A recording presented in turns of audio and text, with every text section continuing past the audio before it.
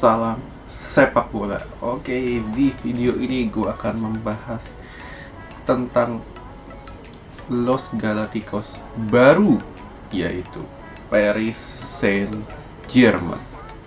Seperti yang kita udah tahu bahwa di musim ini PSG betul-betul membangun skuadnya dengan begitu intens, dengan memperhatikan situasi pasar yang ada. Terbukti mereka berhasil mendatangkan begitu banyak pemain bintang dengan hanya mengeluarkan duit sebesar 60 juta euro untuk 4 orang pemain, belum termasuk nanti yang 10 Agustus tuh katanya kan udah digembor-gemborkan bahwa La Pulga akan bergabung dengan PSG dan melakukan reuni dengan mantan rekannya yaitu Neymar. Dan presidennya sendiri juga udah bilang bahwa nanti tanggal 10 kita udah sewa menara Eiffel untuk melangsungkan sebuah hari yang begitu istimewa. Dan terakhir PSG melakukan itu adalah ketika mereka berhasil mendatangkan Neymar dengan rekor 222 juta euro. Dan pengumumannya pun juga di menara Eiffel. Kemungkinan akan berlangsung dengan cara yang lebih istimewa dan lebih meriah. Oke? Nah, di sini PSG berhasil mendatangkan pemain bintang, kita sebut ada dari kiper ada Donnarumma secara gratis, lalu ada Sergio Ramos di sektor bek tengah dengan gratis, Hakimi 60 juta euro sebagai bek kanan, Wijnaldum sebagai gelandang pengangkut air untuk sektor gelandang dengan gratis.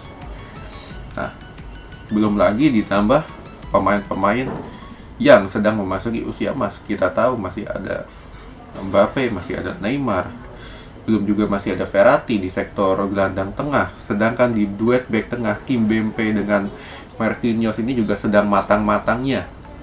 Nah, di sini gue melihat PSG musim ini memang, atau musim yang akan datang 2021-2022 dengan nahkoda Mauricio Pochettino menyasar satu trofi yang selama ini mereka idam-idamkan, yaitu Liga Champions.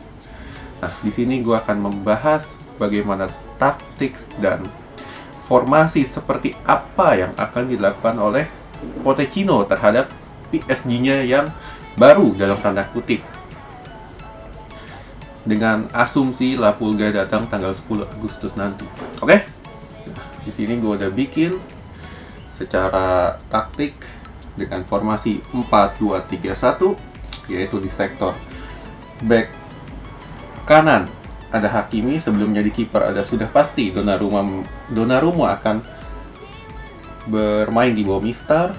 Lalu di back kanan ada Hakimi, di back tengah kemungkinan Ramos akan bermain, lalu dirotasi dengan entah itu Marquinhos atau Kimpembe, begitu juga dengan tandemnya. Ditambah di bek kanan kemungkinan Kurzawa akan memainkan peran yang sama ataupun juga Bernat seperti yang dia lakukan musim lalu. Lalu di sektor gelandang tengah yaitu ada dua gelandang, kemungkinan satu gelandang bertahan, kemungkinan ini nomor 8 ini akan ada Paredes bermain di sisi ini. Nah, lalu siapakah tandem Paredes? Tandemnya kemungkinan besar kalau misalkan Verratti nggak cedera, Verratti akan bermain di posisi ini sebagai jalur distributor bola. Kalau misalkan Verratti cedera, kemungkinan besar Herrera akan memainkan posisi yang sama, yaitu di posisi nomor 7 sini. Lalu di posisi tridente alias depan mautnya PSG ini kemungkinan besar akan diisi oleh Di Maria sebagai sektor gelandang kanan. Lalu di kiri ada Neymar sebagai nomor 11 yang musim lalu dia perankan dengan cukup baik. Di belakangnya tentu adalah Pulga sebagai penyerang bayangan. Di depannya ada Mbappe. Nah, inilah kemungkinan besar formasi yang akan diterapkan oleh PSG dengan Pochettino musim depannya. Andaikan La Pulga resmi bergabung dengan PSG, lu bisa membayangkan bagaimana kekuatan dari lini belakang, lini tengah, lini depan. Lini tengah kemungkinan besar Wijnaldum juga akan bermain. Rotasi dengan si Herrera atau Verratti kemungkinan besar akan bermain di posisi nomor 7 ini.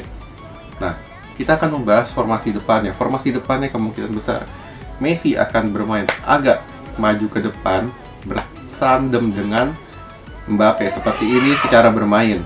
Lalu di posisi sayap, kemungkinan besar Neymar dan Di Maria akan bermain lebih agak melebar, sedangkan Neymar masuk ke dalam. Seperti inilah untuk formasinya.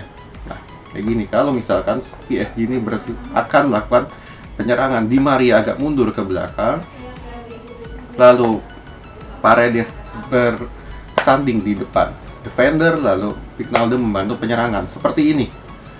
Depan ada Mbappe, Messi, Neymar. Inilah dari trio ini yang akan bermain bersanding untuk musim depan dan akan kita saksikan secara langsung untuk musim yang akan datang. Oke? Sekian dulu dari gue pembahasan formasinya ya. Nah, kalau misalkan secara detail gue akan bahas lagi kalau misalkan andaikan secara resmi si Messi ini datang ke PSG. Oke? Sekian dulu.